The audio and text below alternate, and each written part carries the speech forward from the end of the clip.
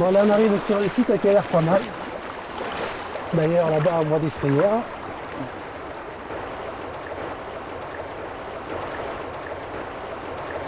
Il y a même des trucs dessus. Alors pourquoi il est pas mal ce site? En fait c'est tout simple. Tu regardes le fond, tu vois la taille du sédiment, ce qu'on appelle la granulométrie. La taille des cailloux est favorable. Alors bien sûr ici c'est un milieu un peu particulier, tu vois, un endroit très dégagé, il n'y a aucune cache, il n'y a rien, la hauteur d'eau est faible, le poisson ne vient ici que pour se reproduire, c'est uniquement le site de reproduction ici.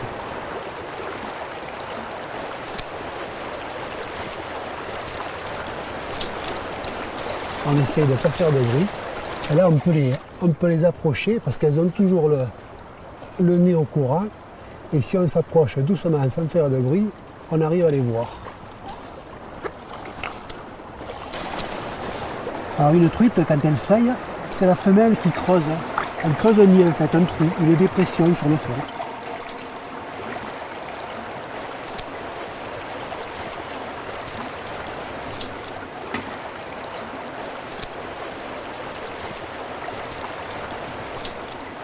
Après la femelle monte un peu plus haut, elle creuse le fond, elle creuse un deuxième trou, et le courant vient garnir le premier trou, la première dépression. Les œufs sont recouverts, ils sont à l'abri. Et là, les œufs vont rester, 80 jours environ dans la frayère avant d'éclore. La majorité des poissons, la majorité des espèces de poissons pondent au printemps. Cette espèce-là, elle pond à l'automne. En fait, elle pond à l'automne parce que le développement embryonnaire est très long. Cette espèce-là, elle s'est adaptée à des eaux très froides. En fait, c'est une adaptation naturelle de l'espèce à ces eaux de montagne, à ce milieu très particulier qu'est le torrent. Une truite d'1 kilo qui pond environ 1000 œufs, on compte à peu près 1000 œufs par kilo de femelle. Mais sur les 1000 œufs qu'elle a pondus, il y en a un qui arrivera à l'âge adulte.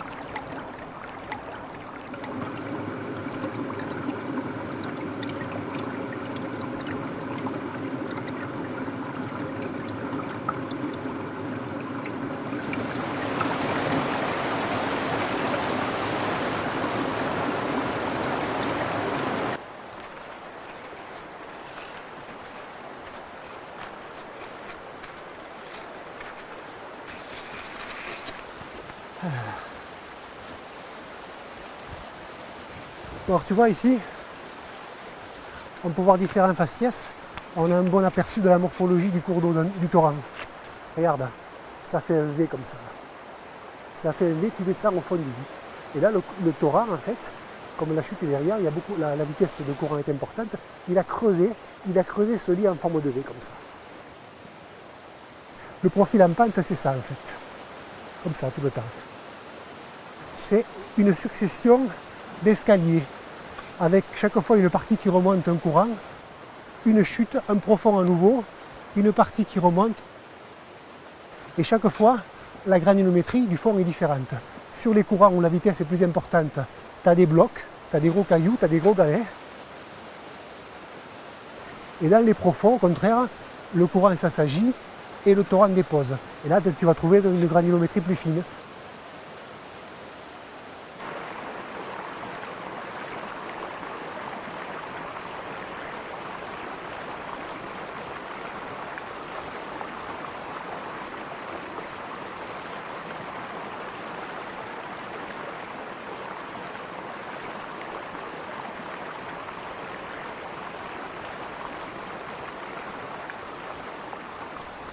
C'est l'odeur habituelle, c'est bien la loutre, hein, ça ne sent pas mauvais. C'est pour ça qu'on n'appelle pas ça une crotte mais une épreinte. De toute façon, lorsqu'on a senti une épreinte une fois, on ne peut plus se tromper. C'est un mélange de poisson, d'huile de lin et de miel. Ça sentirait presque bon. Ce qui est remarquable, c'est que lorsqu'on a trouvé un point de marquage, systématiquement, le marquage au centimètre près parfois se fait toujours au même endroit. Et donc, grâce à ce marquage, on arrive à suivre son occupation de territoire.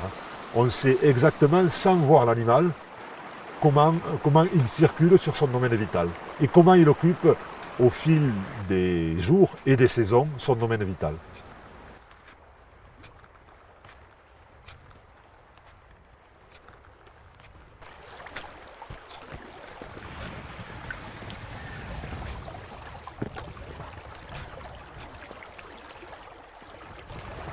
Tiens, regarde, on croirait que le torrent, il n'y a pas de vie en hiver. Et tu vois, sur la neige, je viens de ramasser un plécoptère. C'est un ordre d'insectes qui est révélateur de la bonne qualité d'eau du torrent. Et ça sert de nourriture aux truites qui vivent ici, là, à toutes les saisons, sur tous les stades. Stade larvaire, parce que quand il vit dans l'eau, cet insecte-là, il va vivre à l'état de larve pendant 1 an dans l'eau. Et il va éclore, passer à l'état imaginal, à l'état insecte ailé adulte, uniquement pour se reproduire.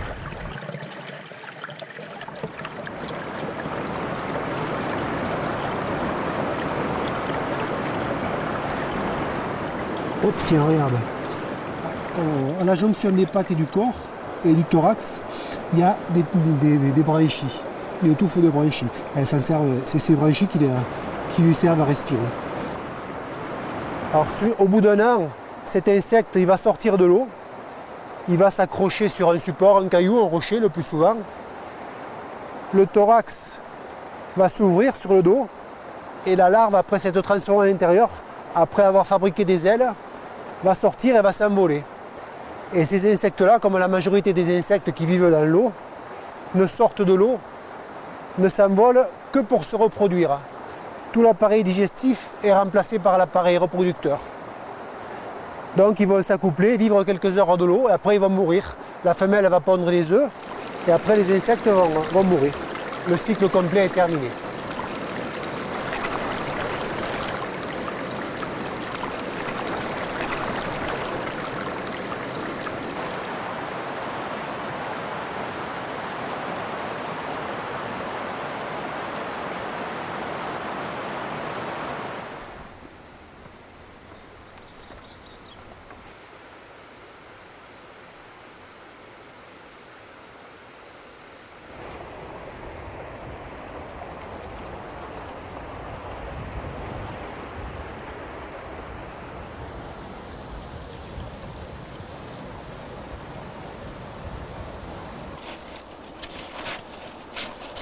Donc là je suis en train de réaliser un IBGN, indice biologique global normalisé, c'est un peu barbare comme mot, mais bon.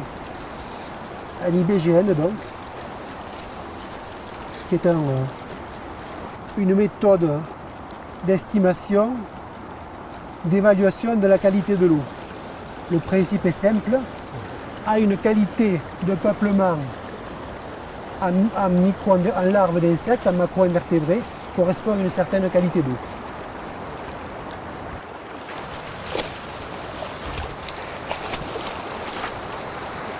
Est-ce que tu veux voir à quoi ça ressemble des larves? Ouais. Ici, tiens, regarde. Ça, c'est une larve, d'Heptagénéidés. Ça aussi, ce sont des éphémères qui vivent en plein coral. Ça. Des éphémères qui ont besoin d'une concentration en oxygène maximum. Quoi. Ça ne vit pas dans des eaux polluées, ça vit que dans des eaux claires et bien oxygénées et de bonne qualité. Alors ça, et là tu as l'insecte parfait. La larve qui vole, volante. Hop, tu vois, c'est bon.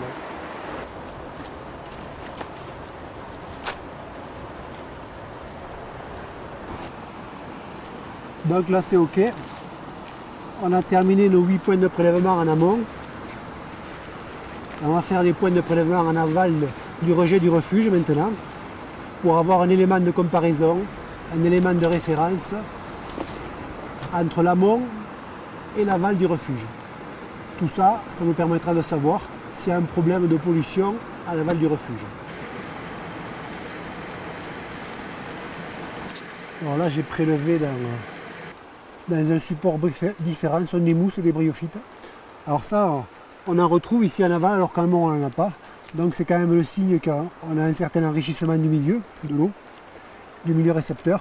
Bien que des mousses comme ça pousse dans des milieux dans des eaux de bonne qualité. On ne peut pas en tirer des conclusions par rapport à une dégradation de la qualité de l'eau encore. Il faudra voir le peuplement qui est là.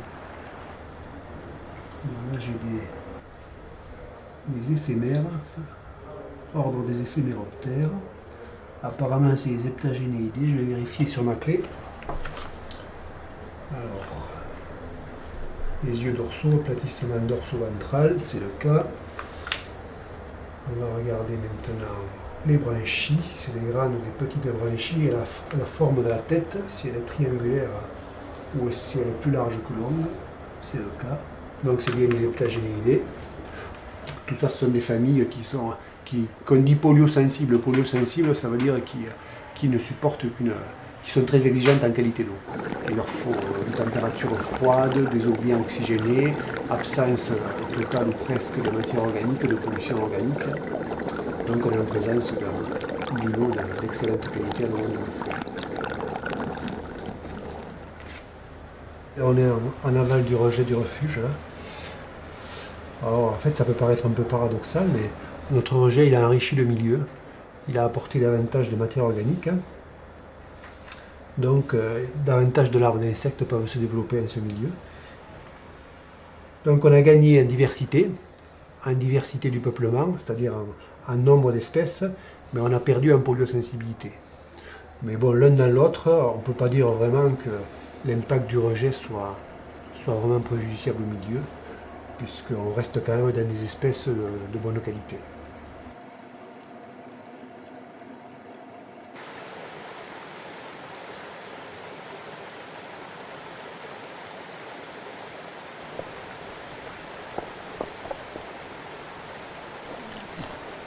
Troisième, ils sont là, tiens. Ouais.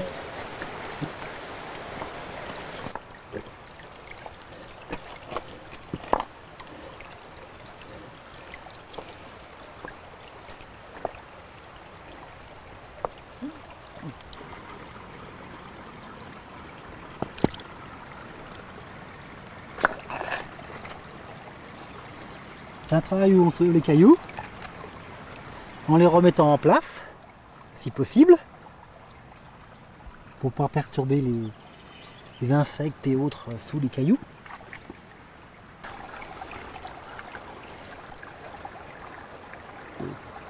Alors, voici le procte des Pyrénées. Sachant qu'il y a 3 espèces au monde, hein. Le procte de Corse, le procte de Sardaigne et le procte des Pyrénées, qui est le plus abondant, hein, le plus réparti sur tout le massif, aussi bien français qu'espagnol, et le plus présent.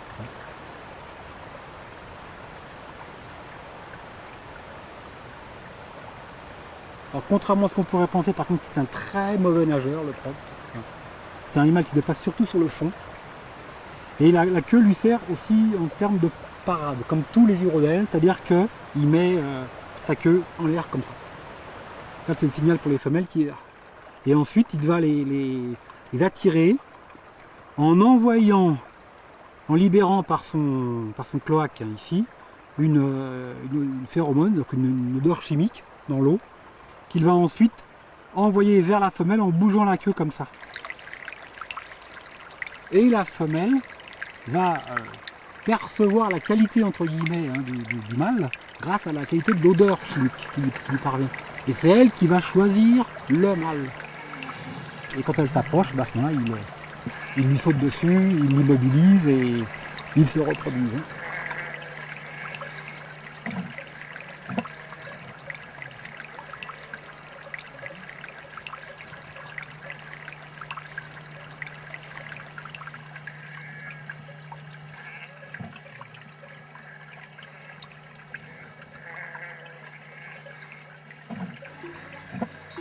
Les parcs zoologiques ont été créés dans les années 60 avec l'idée on met la nature sous cloche. Donc on ne touchait à rien, on ne suivait rien et tout allait bien et tôt ou tard on aura eu un paradis. Et en fait on s'est rendu compte que non seulement les parcs ne maîtrisent pas les usages ou une partie des usages type pêche, forêt, agriculture, mais en plus de ça la nature elle-même évolue. Évolue parce que changement global, hein, le fameux réchauffement climatique, problème de pollution, l'évolution des milieux, etc. Donc, on est passé de l'idée de la nature sous cloche où la nature à côté de l'homme, à l'idée la nature avec l'homme. Comment on fait cohabiter de l'ensemble? Eh bien, en essayant de dégager des zones prioritaires, qu'on appelle des enjeux, nous, et des endroits où il y a problème de cohabitation. Donc pour ce faire, on passe par l'inventaire. C'est-à-dire qu'on va un peu partout, pour toutes les espèces, la faune, la flore, ici, dans ce cas-là, le procte, on va aller voir ruisseau par ruisseau si on a des problèmes de pollution, suite au refuge ou aux cabanes pastorales ou autre chose, des problèmes de poissons qui vont manger les larves et donc, tôt ou tard, faire disparaître la population.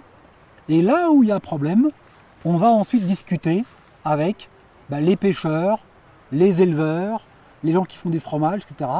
pour que, par une simple régulation d'usage, on arrive à faire cohabiter le procte avec l'homme. Et on est maintenant à une nature avec l'homme, où les deux doivent apprendre à vivre et à évoluer ensemble.